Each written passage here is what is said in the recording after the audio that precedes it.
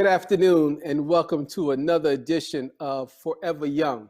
I'm your host, David Linton, and today, as always, we are here to talk about life and how it affects those of us who are over 50. The name of the program is Forever Young because that is true. You are forever young. It's all about your mind because age is nothing but a number.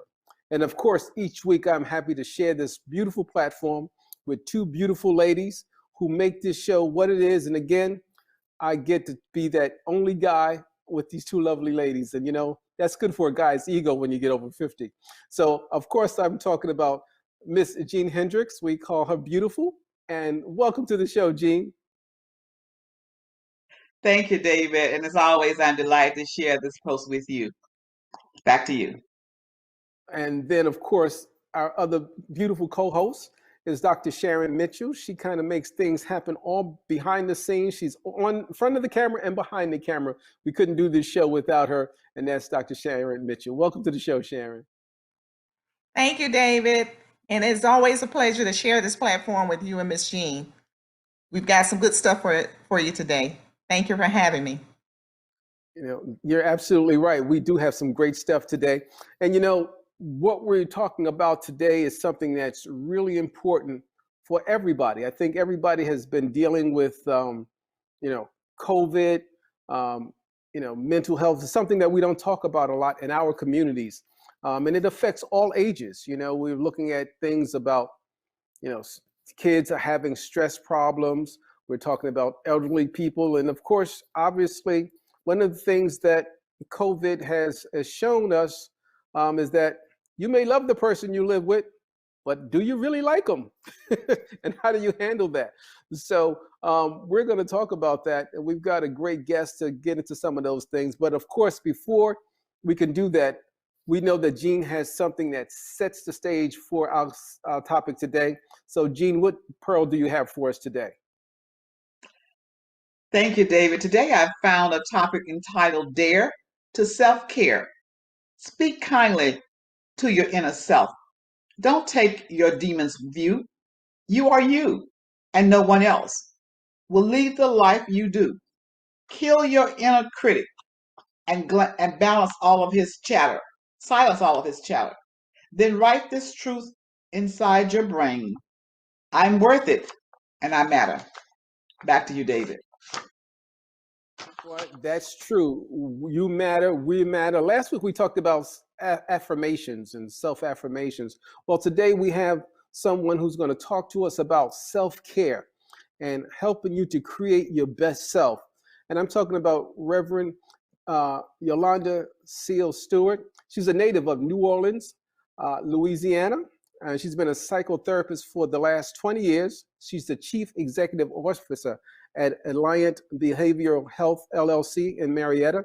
And she's also the director of Project Growth Initiative, a nonprofit arm of the company. She's fully licensed as a psychotherapist, trauma specialist, and certified professional counseling supervisor. And she's been in practice since 2005 here in the Atlanta metro area. She's also the former clinical director and trainer of Behavioral Health Links, Georgia Crisis Access Line for Suicide, and a former FEMA crisis intervention contractor for evacuees of Hurricane Katrina. And she's also worked discreetly with various professional athletes in both the NBA and NFL and several other celebrities. Because people think the celebrities have it all together, but they really don't. They, like everybody else, have those challenges. And so she has 23 years of experience in grant writing proposals for various programs, including the Catholic Charities Archdiocese of New Orleans and the New Orleans Job Initiative Work Investment Act program. I could talk for hours about her credentials and her qualifications, but there's nothing better than having to bring her to the stage herself. And we'd like to welcome Reverend Yolanda Seals Stewart. Welcome. Hi, how are you guys doing? We're doing great. Blessing to be here. Thank you so much. Thank you for inviting me. Thank you. Well, no, thank you for being here to share this topic with us that's so important. Mm-hmm. And we're talking about self-help and reading your bio, thing that stuck out when you said you worked with athletes and celebrities, because people think those people they got it all together. Mm-hmm. And, at the end of the day, They are people just like us. And so to kick today's show off, Dr. Mitchell, we're going to let Dr. Mitchell have the first shot today and get us going today. All right, thank you, David. So, Reverend Stewart, we understand that you're the CEO of Project Growth Initiative, along with Alliant Behavioral Health. Can you tell us about your organization and Yes, what of it's course. all about? Sure. Align Behavioral Health is a behavioral health private practice that has been in operation since 2006, and we provide behavioral health counseling as well as support for the individual and the family. We service individuals with depression, anxiety, substance abuse, marital couple therapy, and we also service individuals with SMI, which is serious mental illness such as bipolar, PTSD, and schizophrenia.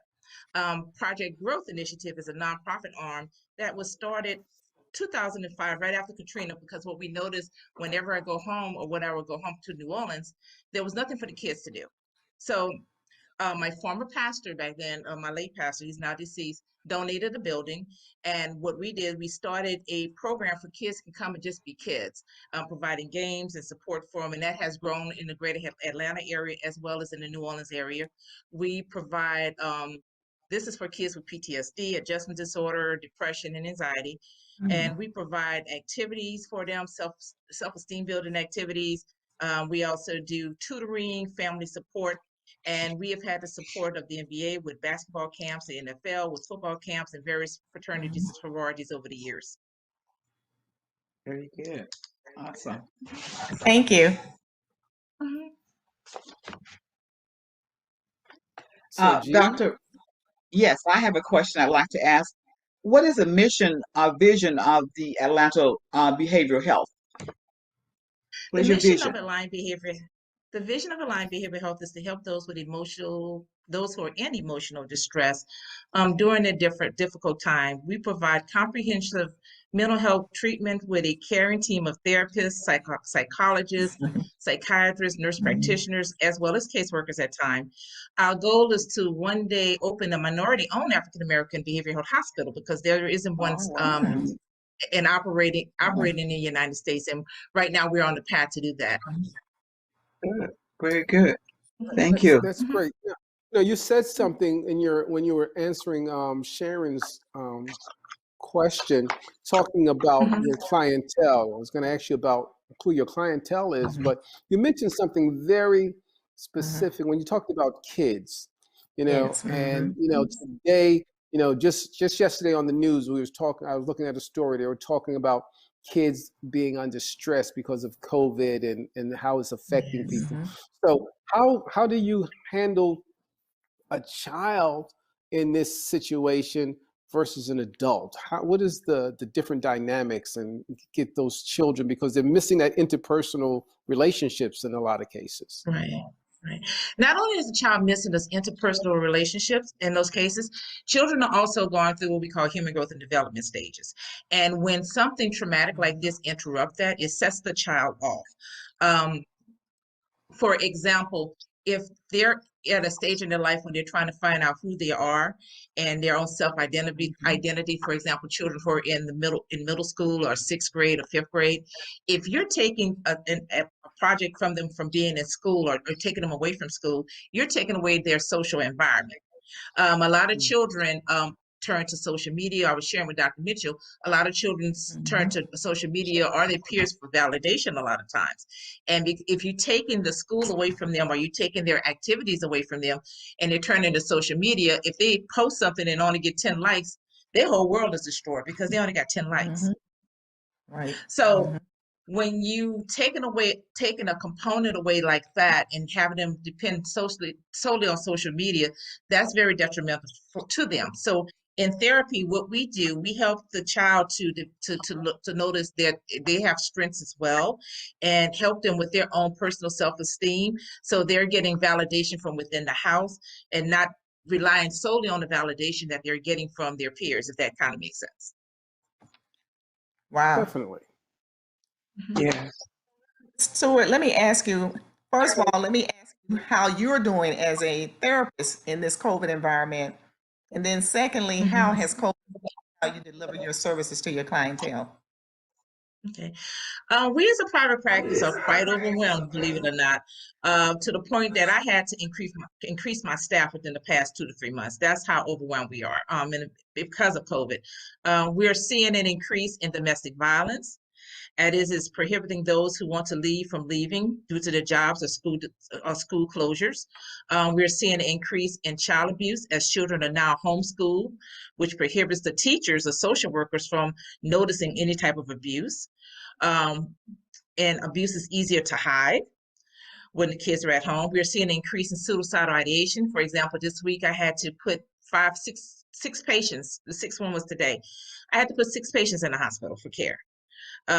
Because those with serious mental illness such as bipolar and schizophrenia, they don't do well with isolation. So we are seeing an increase in individuals who are having suicidal ideation, panic attacks due to the isolation as well. We're seeing an enormous increase in depression with children and teens, as well as golden agers due to the isolation. We're seeing an increase in negative coping skills such as alcoholism, substance abuse, believe it or not, and shopping online.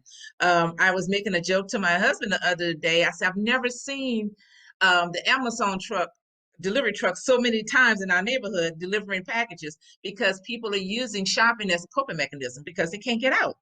So those are some of the things that we're seeing, and some of the services that we're delivering to our clientele, such as the counseling, such as the substance abuse piece, getting them connected, as well as being a support for them during this time. Very good. Wow. So as a licensed therapist, we would like to discuss self-care for this particular segment. Can you explain to us what self-care actually is? Self-care is taking the time out to focus on you and focus on the care for your psychological, emotional, physical, and spiritual needs. Self-care is a practice of doing things to take care of your mind, your body, your soul, and engaging in activities that promote well-being and reduce stress. It reminds yourself and others that your needs are a priority. Every person deserves to have a healthy relationship with others, but also you deserve to have a happy and healthy relationship with yourselves as well. Now that's a mouthful. You're absolutely right. Jean, The kinds I of think you're activities. muted. Okay, there you go. There you go, Jean. We couldn't hear you at first. Go ahead. Oh, okay, okay. Mhm. I'm just asking, can you be specific about the kinds of activities those of us who are over 55 can do to keep our minds active? I mean, we're home now, so we're closed in, and there are some of us who live alone and Mhm. don't have transportation. I mean, what can we do to keep Right. our minds alert? Well, there are several things. One, believe it or not, if you have a cell phone, there are some wonderful games that you can play. For example, a lot of card games you can play either on your cell phone or the computer. There are also puzzles that you can do, crossword puzzles that you can do. Zoom. My mother, being transparent, my mother is 81 years old, and she loves Zooming with the family as well as with the grandkids. Making sure you connect with your friends, call and check up on your friends, making sure that you are still engaged in activities. It's helpful that our church has online programs such as this, or have programs where we can watch church and do Bible study. But keeping yourself engaged, keeping yourself engaged and trying to find something new, learn something new online. What's the name of that? YouTube have a lot of self-help type of videos if there's something you want to learn new online. My mother took up playing the guitar just by looking at a video online. So we try to help people, we call them golden agers, to look at other things or ways that they can engage each other as well as keep their mind stimulated while they're isolated. Right. Okay. Very good. That's Thank good you. stuff. Yeah, it is. Yes, It that is. really is. That is some good stuff Mhm. because again, we talk about the isolation and talk Yeah. about games Mhm. with using their phones, and technology Mhm. has really allowed everyone who thought technology was not for them to really Right. embrace technology. And I think that's Right. really Mhm. one of the things that's really been, you're trying to find a silver lining in everything. And I think that silver Mhm. lining is that I know just yesterday, um, my nephew celebrated his his 12th birthday, and we celebrated. We had a Zoom party, and his grandmother, who is 70 plus, I won't say in case she ever sees this, but she was on Zoom, and she was just having a good time, and so it really is good about the connectivity, and like you said, Dr. Reverend Stewart, that we have these programs, and anybody who's just tuning in, this is Forever Young, a production of Hope TV, a program that's designed to help us understand that life over 50 is not the end of the world. Even if it's 60, 70, life is a state of mind. And today we have Reverend Yolanda Seal Stewart, who is talking to us about self-care, and she is the CEO of the Alliant Behavior Science, and the CEO, should I say, of Project Growth Initiative. And so what happens when we neglect our self-care? What happens to us if we just, don't do what we're supposed to do, as you're advising us? Well, if you neglect your self-care, there are a lot of things that happen. One, you become depressed. Two, you become you develop symptoms of anxiety. You're not good for anyone else, nor are you good for yourself. We begin to see some other symptoms, like you might start having what we call somatic symptoms. Somatic symptoms are your stomach hurting for no reason, or you having a headache and the doctor can't find out what's going on, or you having these heart palpitations and you go to the doctor and the doctor say, oh, your heart is fine.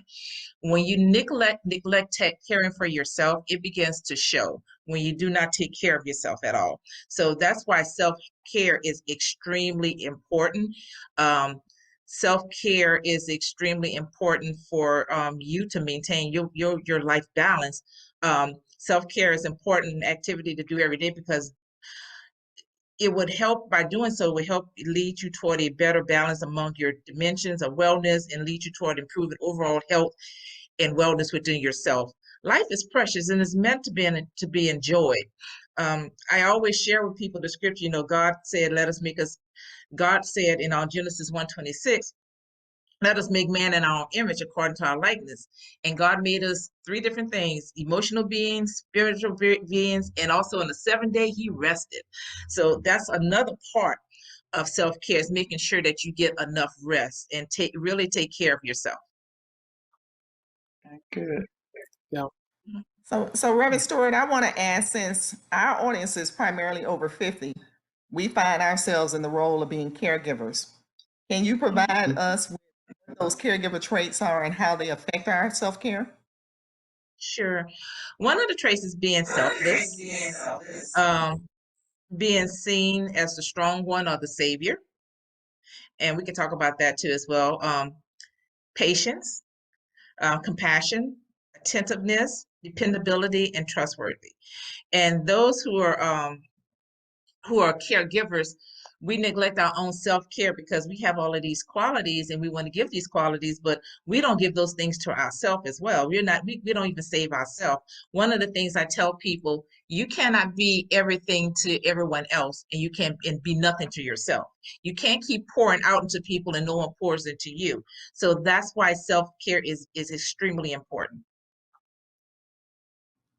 Wow. Would you suggest that a person who is providing self-care perhaps have a schedule for themselves so they can take a moment or take some time for themselves? Oh, yes, absolutely. Absolutely. Put yourself first. Take care of you first. Being transparent, my husband, he's amazed at how I do it. Every morning I wake up at 5 o'clock. And about 5:30, I'm at a gym for an hour and a half. So before I start my day, I take care of myself. I also have my devotionals in the morning time before I start my day. So I do that before I go to the gym, and I do it again after I come from the gym. But the morning time is for me before I get my day started. On Sundays after church, I don't do anything. I don't see patients. I don't do anything with the house, anything, because that's my time for me. So putting yourself first, taking care of yourself is very, very important. That's very good. That is really good, because I think we get caught up into like what you called what is called the savior syndrome.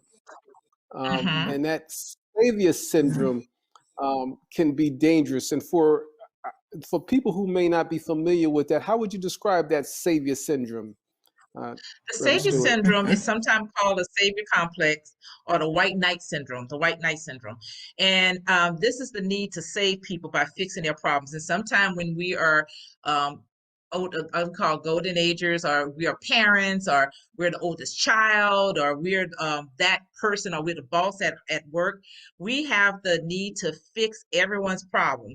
And it only feels good, it only feels good about yourself when you're helping someone.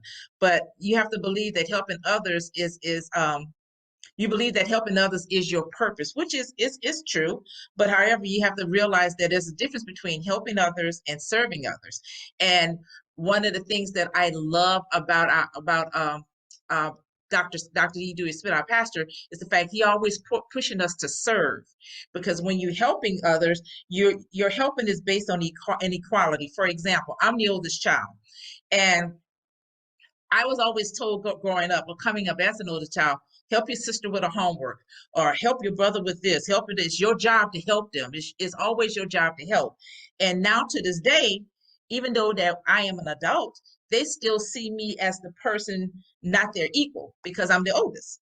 They look up to me as the person that they have to always come to for advice.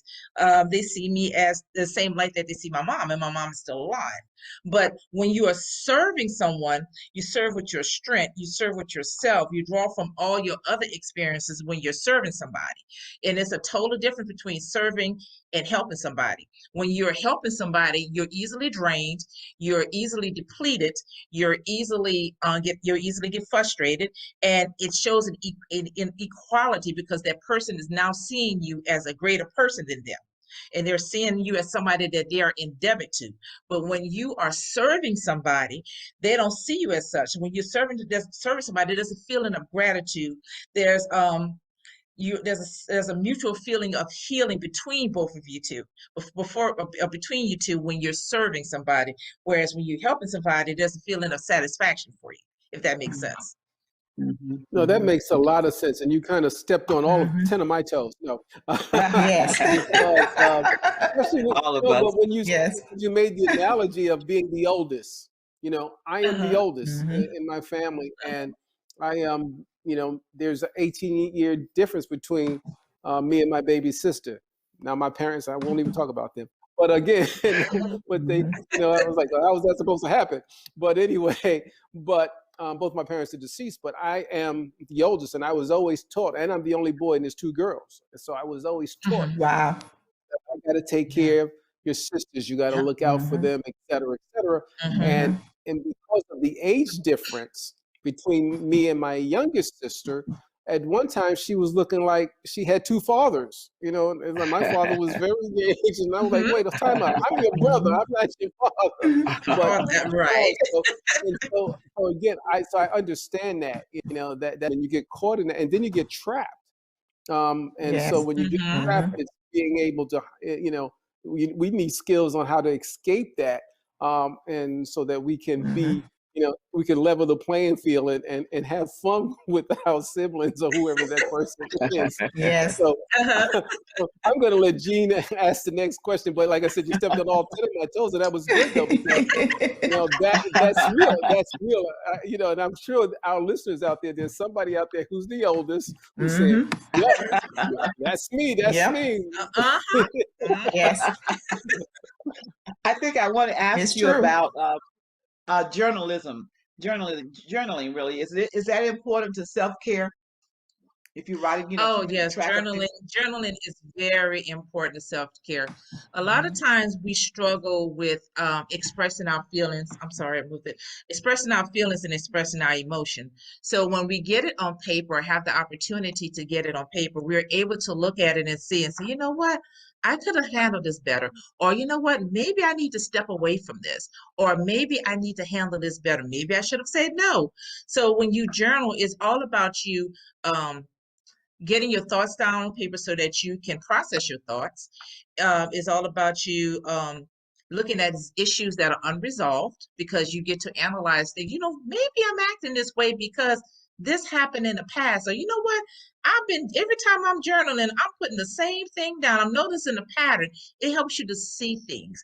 And it also helps you to validate yourself and not be so hard on yourself. So we as therapists, we always encourage our patients to journal, not just the bad things, but the good, the bad, and the ugly. Write everything down so you can kind of see what your patterns are, or see what your triggers are for certain behaviors, or notice what coping skills are you using for different behaviors, so how you best improve those coping skills or eliminate those triggers, if that kind of makes sense.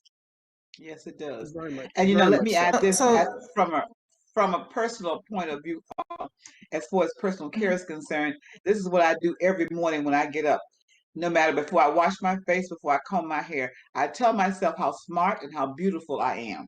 My children think I'm Mhm. crazy, but I'm beautiful and I know I'm beautiful. So I tell myself that. Mhm. So that's part of my self-care. Yes, we call that positive Affirmations. affirmations, affirmations. and Yes, positive yes, affirmation. It is good, so good that you look at yourself in the mirror in the morning and say, you know what, I am yes, worth it. Today is going to be a good day. Today is going to be a yes, fantastic day. So that's yes, all important to your own self-care. So that's very good that you do that. yes. So, Back to you, so that David. sounds like some of the examples for self-care. Can you tell us other types of self-care that our audience can practice? As in regards to self-care Outside of guidelines, that's what journaling, you're asking? yes, Mhm. are there Of other course. ways that we can So, participate in self-care? oh, absolutely. Making sure you get enough sleep. If you sleep in too much or too little, that means something is wrong. So making sure you get at least 8 hours of sleep, no less than 6. So 6 to 8 hours of sleep is normal. Taking care of yourself by taking care of your what you're eating, what you put inside of your body. That's all about self-care. Not eating too much sweets. Exercise, and when you exercise, it increases dopamine in your brain. So making sure that you exercise. Um, don't overindulge in food. Don't eat too much. Don't stop skipping meals. Those are also signs that you're not taking good care of yourself. Saying no, that's a huge one because we have a problem with telling people no. The world is not going to end because you told somebody no. They will figure it out and they will be okay. It is okay to say no, or say, oh, you know what?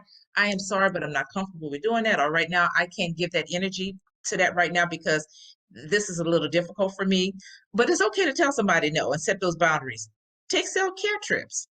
Take 4-day weekends when you're by yourself in a hotel, just doing nothing but watching TV or reading a book or whatever. Do weekends by yourself. Take a trip by yourself. One of the things that we find that we do or have a hard time doing, either in the workplace or even in the church setting, delegating duties. You can't hold on to everything and do everything by yourself. You have to have a level of delegation and releasing stuff and saying, you know what, why don't you take care of this? You're very good with this, or well, let so and so take care of this. They're very good with that. I'm gonna share a little something with you that I found out how to take care of myself a long time ago. My father, a little story. My father used to be a district manager at A&P. I don't know if you guys know what A&P is, a long time ago. And my first management job, I was a manager at McDonald's. And I'm telling my age, I came home with a beeper one time, and because I was living in another state, and my beeper kept going off every 10 to 15 minutes. I'm calling the store. And my father just sat there and he looked at me and he said, did you let someone, is somebody else in charge while you're gone? I said, no, Dad, I'm in charge, yada, yada, yada. I'm the store manager. But the beeper kept going on after 5 or 10 minutes. So he watched that for about an hour, and then he sat me down and he said, baby girl, I'm going to show you how to take care of yourself. You have to put your aces in their places, meaning those who are good at their job, train them and let them do it, or either you need to start delegating things, because if you keep going at this rate, you're going to be emotionally drained and you're going to hate your job within the next 6 months to a year. He said you have to learn to let people do their jobs, and you have to delegate things, and you have to put things in other people's hands and give them the power and authority to do those things. So that really hit home for me, and ever since then, and that's been like about 35 years ago, I have been delegating a lot of stuff, even with the kids. Knowing yourself and knowing your love language. What best satisfy you? Are you a person that needs somebody to do for you, or do you need someone to talk to? To talk to you. What is your love language? Addressing unresolved issues is self care. If you holding on to grudges from your past, from what Big Mama did or somebody did to you, you're not taking care of yourself because you're holding stuff here and you're holding stuff here. So letting go of unresolved issues and talking that out with a therapist and having a therapist to work with you through those things. Being aware of internalizing your negative self-talk. Sometimes we are internalized things that were said to us a long time ago. I remember the comedian, he was sharing how one of the teachers told him that he would never be nothing in life and would never amount to nothing. And he's a big time comedian right now. And he was telling the story how he wished he could see her so he could tell her that she was wrong. But he said as a kid and even as an adult, he still repeat that over in his head right before he go on stage that a teacher told him he would never be anything. So being aware of you internalizing your negative self-thoughts and those voices that's in your head that people have already told you that's not true. Journaling, like we just talked about, and also the primary thing that would help you with your self-guide to self-care, get a therapist. Please get a therapist. Just because you get a therapist doesn't mean that you're crazy. And just because you get in a therapist doesn't mean that you're weak. Getting a therapist doesn't mean that you're not emotionally strong. Having a therapist is very, very, very good for you psychologically, to have somebody to bounce something off. Well, you know, this has been, that bit of information that you gave was such a great summation for our program today, Reverend Yolanda Seals Stewart. It really was. I mean, and I think that everything that you said was right. We obviously we could go on and go on, but you know, the voices inside of my ears saying, wrap it up. So we're going to have to wrap it up. But again, we have been talking with Reverend Yolanda Seals Stewart of the Alliant Behavioral Health LLC and the CEO of Project Growth Initiative. She's available on Facebook by going to Facebook, Alliant Behavioral Health LLC. And again, we just want to thank you for so much for spending some time with the audience here Forever Young, because the information you shared with us today will not only keep us mentally sound, but it will also keep us forever young. On behalf of Gene Hendricks and Dr. Sharon Mitchell, I'm your host, David Linton. On behalf of our executive producer, Dr. E. Dewey Smith Jr., and the entire Hope TV staff, we thank you for joining us. And remember, you are forever young because age ain't nothing but a number. Until the next time, be blessed. We'll see you later. Bye now. Thank you.